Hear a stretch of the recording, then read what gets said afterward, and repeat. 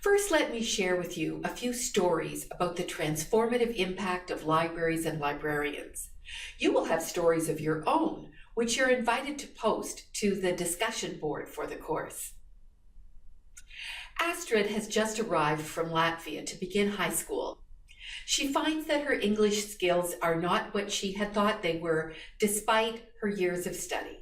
She goes to the public library, where the librarian recommends to her some good resources to improve her conversational English. And through that library, she soon forms new friendships with other students in a really cool new music, composition, and performance space there. Emilio is a university student.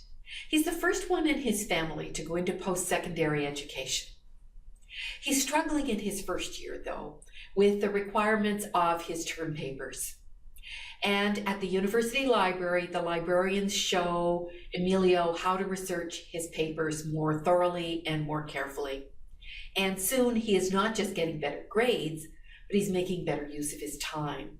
Now, time matters to Emilio because he works at 2 part-time jobs to support his tuition. He loves the social space at the university library, where he can collaborate with his classmates on his group assignments. He has felt isolated in his classes, but here in the library, he is reassured that his classmates are really a lot like him. A university library makes its archival collections come alive for students. The librarians there have been collaborating with the faculty at the university to create a new course that neither could create on their own. It's a course that's based on the papers of a 19th century politician.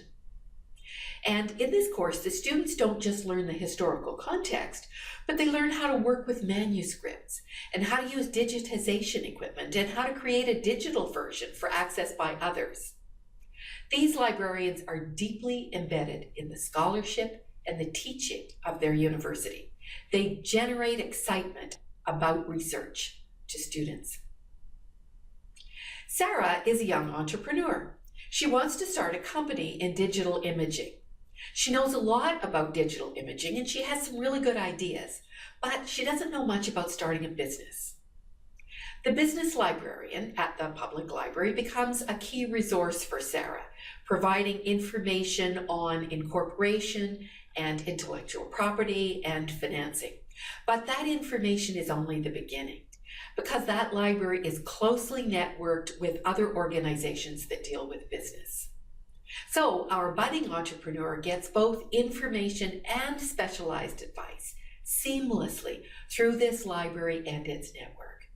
And Sarah is now connected socially with other business startups. Libraries and librarians make a difference, a transformative difference in the lives of the people in their communities every single day. And that's why we advocate. It's about those people and those communities.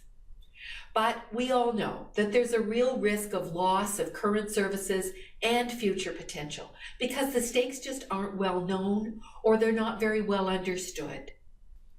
When you ask most people about libraries, they will tell you that libraries are about books. Or as my colleague Ken Roberts says, people see libraries as the guardians and protectors of print in a world that's mostly digital. Now, as a lifelong lover of books and ebooks, I'm not here to argue against printed books, but library advocates know that the lending of books, even though libraries still do that, and it's still a highly popular service, is not the essence of librarianship.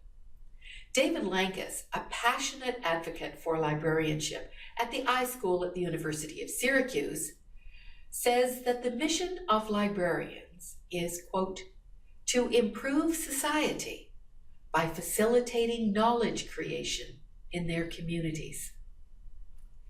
We are talking about a powerful mission with awesome impacts, impacts that go well beyond the collecting and lending of materials.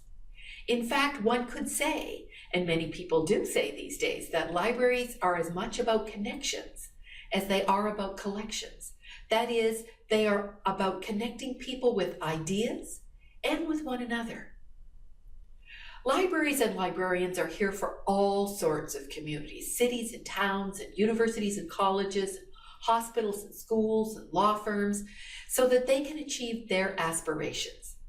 Is anything more essential to the future of our knowledge-based economy than robust knowledge creation? Is anything more essential to the quality of our community life? And that community could be a college, a school, a city, a business, any kind of human group, than to have great physical and digital spaces where people meet and learn and share and create knowledge. Great libraries make a great difference. That's because they're plugged in. They know and respond to their communities because they are in continual conversation with them and because they're continually scanning the horizon for great ideas that their communities can use. They are deeply embedded in the learning and work and the leisure of their communities.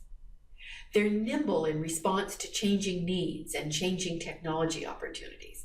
They are strategic also in their mindset. They're also highly social in the way that they operate. So they are really bonded with their communities. They are not apart from their communities, standing to a side as just another service provider. Great librarians help their communities to understand and articulate their community's aspirations. And they are, more than that, they are leaders and facilitators of action toward the achievement of those aspirations. They are driven by mission and not by self-preservation.